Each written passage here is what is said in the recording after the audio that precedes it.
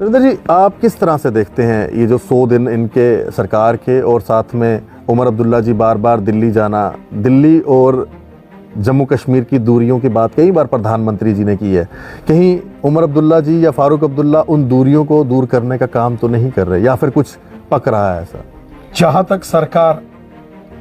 के 100 दिन पूरे होने की बात है, तो जम्मू कश्मीर के अंदर चुनावों के बाद जिस प्रकार का ये पिछले लगभग 4 महीने का वक्त गुजरा है, अब धीरे धीरे पब्लिक से डिमांड्स, आवाजें उठ रही हैं कि जो इलेक्शंस में, चुनावों में जो वादे किए गए थे उन्हें पूरा करने की चारों तरफ से मांग अब उठ रही है।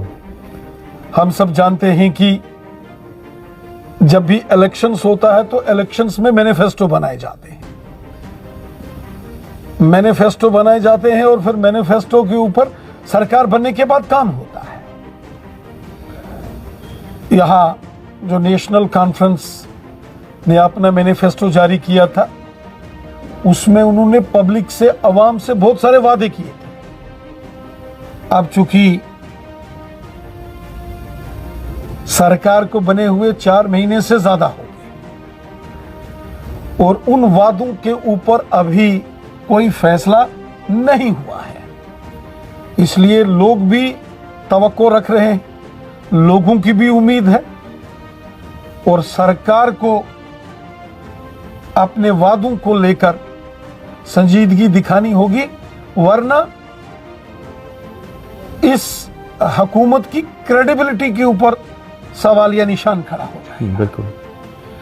क्योंकि बार बार हर तरफ आज देखो, वादिये कश्मीर हो, जम्मू हो, गांव हो, शहर हो, जो वादे हुकूमत बनने से पहले अवाम के साथ किए गए थे,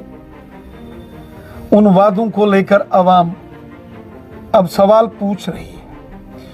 मैं बतौरे सियासतदान ये बात नहीं कह रहा, मैं जम्मू कश्मीर का एक मुल्क का अपना शहरी होने के नाते अवाम की, पब्लिक के ओपिनियन को आपके सामने रख रहा हूं कि अब जनता सवाल पूछ रही है कि उन वादों का क्या हुआ जो वादे आपने किए, और वो सरकार को वो वादे पूरे करने पड़ेंगे, वरना सरकार की साख, सरकार की क्रेडिबिलिटी दाव पर है। और रही बात, आपने कहा कि दिल्ली की दूरियां और दिलों की दूरियां, आपने कहा कि कम हो रही हैं। जब इलेक्शन का टाइम होता है तो हर पार्टी कोशिश करती है कि उसकी हुकूमत बने। बीजेपी, हमने भी पूरी कोशिश की थी कि यहां हमारी सरकार बने, लेकिन एक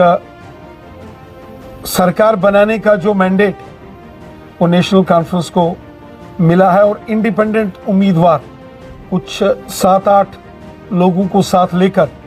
नेशनल कॉन्फ्रेंस सरकार चला रही है। उनके चीफ मिनिस्टर हैं, उनके मिनिस्टर्स हैं, और दिल्ली बार बार आना जाना, और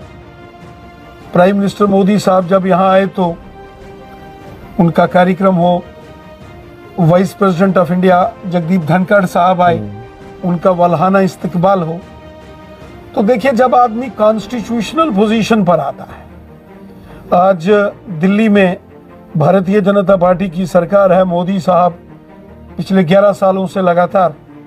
हमारे मुल्क के प्राइम मिनिस्टर हैं, और जम्मू कश्मीर में जो नई हुकूमत बनी है, यहाँ के जो चीफ मिनिस्टर साहब हैं, अगर वो दिल्ली जाते हैं तो ये एक फेडरल स्ट्रक्चर का हिस्सा है, क्योंकि जम्मू कश्मीर हो या देश का कोई भी स्टेट हो, अगर कोई मरकजी हुकूमत के पास, सेंट्रल गवर्नमेंट में, केंद्र सरकार के पास किसी योजना को लेके या फंड्स को लेकर या किसी बड़े मुतालबे को लेकर, किसी विषय को लेकर किसी भी स्टेट का चीफ मिनिस्टर प्राइम मिनिस्टर साहब से, होम मिनिस्टर साहब, डिफेंस मिनिस्टर साहब